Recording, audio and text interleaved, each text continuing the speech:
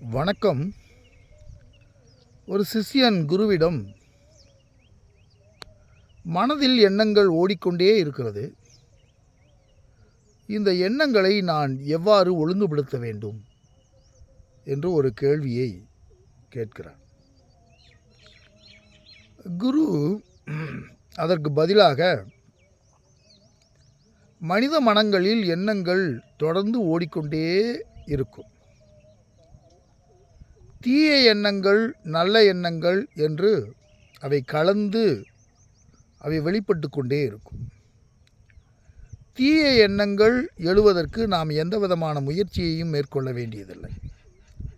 அதே சமயத்தில் நல்ல எண்ணங்கள் நமக்குள்ளே தோன்ற வேண்டும் என்றால், அல்லது நல்ல எண்ணங்களை தொடர்ந்து நாம் வளர்த்து கொள்ள வேண்டும் என்றால், நாம் முயற்சி செய்தாக வேண்டும்.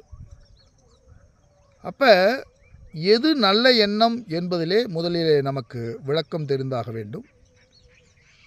இரண்டாவதாக, எண்ணங்கள் என்றால் என்ன என்பதனை நாம் வகைப்படுத்தி புரிந்து கொள்ள வேண்டும். அப்போ பதஞ்சலி யோக சூத்திரத்திலே எண்ணங்களை 5 வகையாக பிரிக்கிறார். ஒன்று பிரமாண, விபர்யய, விகல்ப, நித்ரா, ஸ்மிருதய என்று 5 வகையாக எண்ணங்களை பதஞ்சலி மகரிஷி அவர்கள் பிரித்து சொல்லுகிறார்கள். இந்த பிரமாண அப்படின்னா என்னன்னா, நமது பிரமாணங்களின் மூலமாக தோன்றுகின்ற எண்ணங்கள். யோக சாஸ்திரத்திலே 3 விஷயங்கள் பிரமாணங்களாக சொல்லப்படுகிறது. பிரத்யக்ஷ பிரமாணம், அனுமான பிரமாணம், ஆகம பிரமாணம் என்று அது 3ஐயாக அழைப்பார்கள்.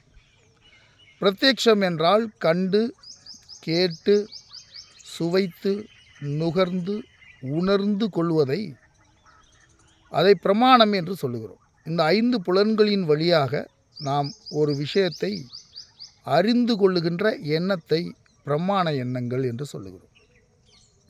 இந்த 5 புலன்களின் துணையாலே ஒரு விஷயத்தை மாற்றி புரிந்து கொள்வது. உதாரணத்திற்கு, கயிறை பாம்பென்றும், ஒரு இருளான சூழ்நிலையிலே யாரோ ஒருவர் அமர்ந்திருப்பது போலவும் நாம் பார்க்கிறோம். பார்க்கப்படுகின்ற பொருளுக்கும் இந்த கருவிக்கும் இடையிலே ஒரு தடை உண்டாகும்போது அவற்றை மாற்றி புரிந்து கொள்வதை விபர்யய எண்ணங்கள் என்று நாம் அதை வகைப்படுத்துகிறார். அடுத்து இன்னொரு வகையான எண்ணம், அதாவது பிரமாண, விபர்யய, விகல்ப எண்ணங்கள் என்றால் 2 ஆப்ஜெக்ட்ஸ், 2 பொருள்களை ஒன்றாக இணைத்து புரிந்து கொள்வது. அதற்கு அவர்கள் கொடுக்கின்ற உதாரணம், முயல் கொம்பு. கொம்பு என்பது ஒரு தனி, முயல் என்பது ஒன்று தனி. இது 2ஐயும் இணைத்து பார்த்து புரிந்து கொள்வது, முயலையும் கொம்பையும் இணைத்து பார்த்து புரிந்து கொள்வது. இது மாதிரி 2 வேறுபட்ட ஆப்ஜெக்டை ஒன்றாக மனம் இணைத்து பார்த்து அவற்றை விளங்கி கொள்வது. நித்ரா என்பது அதில் ஆப்ஜெக்ட் இருக்காது, வெறும் எண்ணங்கள் மட்டும்தான் இருக்கும். நாம் உறங்கி கொண்டிருக்கும்போது நாம் பார்க்கின்ற மலை, சிங்கம், புலி, கரடி இவை எல்லாமே ஆப்ஜெக்டாக இல்லை, நமது எண்ணங்களிலிருந்து அவைகள் வெளிப்படுகின்றன. அந்த மாதிரியாக இருக்கக்கூடிய எண்ணங்கள். அடுத்து ஸ்மிருதய அப்படின்னா, ஏற்கனவே பதிவான எண்ணங்கள் மீண்டும் மீண்டும் நமக்குள்ளே வந்து நமக்கு ஞாபகம் ஊட்டி கொண்டிருக்கின்ற விஷயங்கள் என்று பதஞ்சலி மகரிஷி அவர்கள் இதை வகைப்படுத்தி இருக்கிறார்கள். அப்போ நாம் இதில் நல்ல எண்ணங்கள் எது விபரீதமாக தோன்றியவை அப்படிங்கிறத முதல்ல கண்டறிந்து அவற்றை நீக்கிவிட வேண்டும். எது உண்மைக்கு புறம்பான எண்ணங்கள் நமக்குள்ளே தோன்றுகிறது என்பதனை நாம் முன்னே கண்டறிந்து அவற்றை நீக்கிவிட வேண்டும். எது நித்திரையாக, அதாவது ஒரு நிலையிலிருந்து இன்னொரு நிலை என்று நமக்கு நிலை மாற்றம் இருந்து கொண்டே இருக்கும். ஜாக்கிரத அவஸ்தை, சொப்ன அவஸ்தை, சுசுக்தி அவஸ்தைன்னு அவஸ்தைகள் பல்வேறுபட்ட நிலைகளிலே மாறிக்கொண்டே இருக்கும். அந்த நிலையை அறிந்து அந்த எண்ணங்களை நாம் நீக்கிவிட வேண்டும்.